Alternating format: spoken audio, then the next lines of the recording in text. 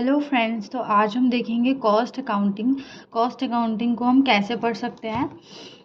तो सबसे पहले कॉस्ट अकाउंटिंग में आता है मॉड्यूल 1, जिसमें हमको कॉस्ट शीट पढ़ना है। कॉस्ट शीट हम बिल्कुल भी छोड़ के नहीं जा सकते हैं, क्योंकि कॉस्ट शीट में क्या है, 7 मार्क्स का क्वेश्चन बनता ही बनता है। बट कभी कभी 14 मार्क्स का भी क्वेश्चन कॉस्ट शीट से बन जाता है, तो हमको कॉस्ट शीट बिल्कुल भी नहीं छोड़ना। मॉड्यूल 1 में हमारा वैसे थ्योरी बनता है, बट कॉस्ट शीट एक ऐसा चैप्टर है जो आपको प्रैक्टिकल का 7 मार्क्स या 14 मार्क्स आप इसको प्रिपेयर कर लेते हैं तो आपको दे देगा। फिर आता है मॉड्यूल 2। मॉड्यूल 2 में क्या है कि material cost, employ cost, direct expense and overhead आता है, जिसमें आपको मटेरियल कॉस्ट कर लेना है, एम्प्लॉय कॉस्ट कर लेना है। एम्प्लॉय कॉस्ट में भी अगर आपसे पूरा नहीं हो रहा है तो आप लेबर टर्नओवर करके जाएं, क्योंकि most of the labour turnover से क्वेश्चन देता है इंस्टीट्यूट। एंड मटेरियल कॉस्ट में जैसे EOQ, reorder, label, maximum, minimum, material cost इतना हार्ड नहीं है, आप मटेरियल कॉस्ट को प्रिपेयर कर सकते हैं। फिर उसके बाद डायरेक्ट एक्सपेंस अगर आप चाहें तो छोड़ दें, वरना छोटा सा चैप्टर है, आप उसको आराम से कर सकते हैं। और अगर आपके पास टाइम नहीं है तो डायरेक्ट एक्सपेंस छोड़ सकते हैं। फिर आता है ओवरहेड। ओवरहेड से आपको जो मेथड्स है, कॉन्टिन्यूस डिस्ट्रीब्यूशन, साइमल्टेनियस, रिपीटेटिव, ये आपको करना ही है, क्योंकि ओवरहेड से क्वेश्चन बनता है 7 मार्क्स का।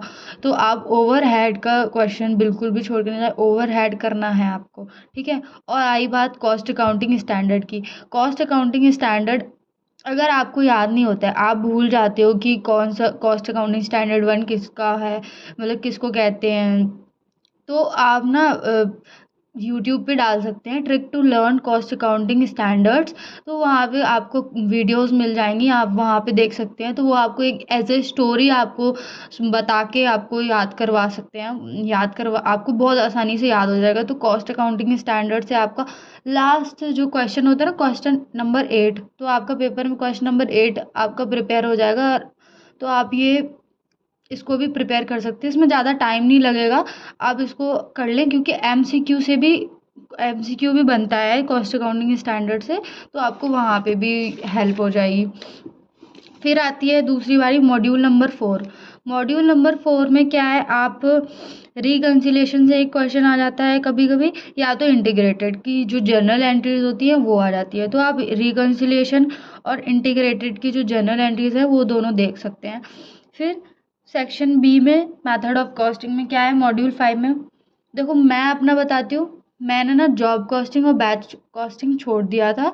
मैंने ना कॉन्ट्रैक्ट कॉस्टिंग, प्रोसेस और ऑपरेटिंग कर लिया था। कॉन्ट्रैक्ट कॉस्टिंग मैंने बहुत अच्छे से प्रिपेयर किया था, एंड ऑपरेटिंग कॉस्टिंग के भी जो क्वेश्चन होते हैं ना, हॉस्पिटल वाला और ट्रांसपोर्ट वाला और बाकी के जो है ना, जो टेकिंग करके जो क्वेश्चंस हैं वो अभी जो दिसंबर में है उसमें टेकिंग करके क्वेश्चन आया हुआ था, तो वो ऑपरेटिंग कॉस्टिंग से बना था। और कॉन्ट्रैक्ट कॉस्टिंग का बेसिक जो क्वेश्चन होता है ना, कॉन्ट्रैक्ट अकाउंट बनाना था, और वो आ गया था। और फिर उसके बाद प्रोसेस कॉस्टिंग की बात आती है। प्रोसेस कॉस्टिंग मेरे को थोड़ा डिफ़िकल्ट लगता था, मतलब मेरे पास इतना टाइम नहीं था कि मैं प्रोसेस कॉस्टिंग इतने अच्छे से प्रिपेयर कर पाऊँ।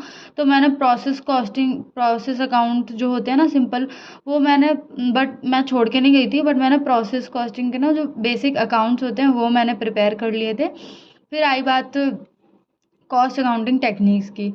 इसमें ना मैं ना पहले, मेरे को मार्जिनल इतना मेरे पास टाइम नहीं था कि मैं सारा कुछ कर पाऊँ, तो मार्जिनल का मैंने ओवरव्यू जितना होता है ना, ऊपर ऊपर से पढ़ा था, उसके फॉर्मूलेस फॉर एमसीक्यू, क्योंकि मार्जिनल से एमसीक्यू बनता है, तो मैंने मार्जिनल छोड़ा नहीं था।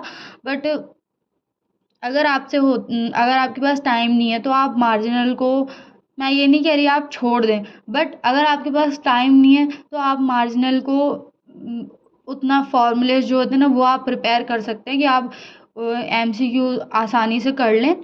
फिर स्टैंडर्ड की बात आई। स्टैंडर्ड में material cost variances and labour cost variance, दो तरीके के क्वेश्चंस होते हैं। आप इसके ना फॉर्मूलेज होते हैं, तो अगर आप फॉर्मूले भूल जाते हो तो फॉर्मूले आप यूट्यूब पे देख सकते हैं, उसकी वीडियोस आप डालेंगे trick to learn standard costing formulas, तो आपको ना वीडियो मिल जाएंगे, तो वहाँ पे ना आपको बता देंगे कि किस तरीके से आप इसके स्टैंडर्ड कॉस्टिंग के फार्मूलाज लर्न कर सकते हैं, तो आपको ना आसानी हो जाएगी। फिर स्टैंडर्ड कॉस्टिंग के क्वेश्चन ना हमको ऐसा लगता है कि हाँ हो गए हैं प्रिपेयर, बट ना गलतियाँ हो जाती हैं, तो आपको ना बहुत अच्छे से प्रैक्टिस करके जाना है, इससे भी क्वेश्चन बनता है। देखो क्वेश्चन तो इसमें स्टैंडर्ड, मार्जिनल और बजट तीनों से ही बनता है, बट मार्जिनल अगर आपसे नहीं हो रहा ना तो आप स्टैंडर्ड कर सकते हो। स्टैंडर्ड स्टैंडर्ड को मैंने आपको बता ही दिया। फिर आती है बजट की बारी। बजट वैसे तो मुश्किल लगता है, लोग कहते हैं मुश्किल है, बट मुझे बहुत सिंपल लगा। बजट आप बहुत लास्ट में, मैं तो कह रही अगर आप इसको प्रिपेयर करो ना मॉड्यूल 6 को, तो सबसे पहले बजट उठाना। बजट सिंपल है, तो आप कैश बजट देख सकते हो और फ्लेक्सिबल बजट। ये जो रिपीटेटिव होते हैं, आप स्कैनर पढ़ोगे ना, स्कैनर से आप क्वेश्चन लगाओगे ना, तो बजट का आप देखना बहुत आसानी से हो जाएगा, तो फिर आप बजट प्रिपेयर कर लो। फिर अगर आपके पास टाइम बचता है तो आप थ्योरी भी करना, एक होता है ना बैकअप के लिए, तो थ्योरी भी करना। और सबसे इम्पोर्टेंट जो मैं कहती हूँ, छोड़ना कुछ भी नहीं है, बिल्कुल भी छोड़ के नहीं जाना। सारा कुछ आपको आता है नहीं आता, जो भी आपको जितना भी आता है आप ट्राई करो, आप उसको करें, पूरा लिखे।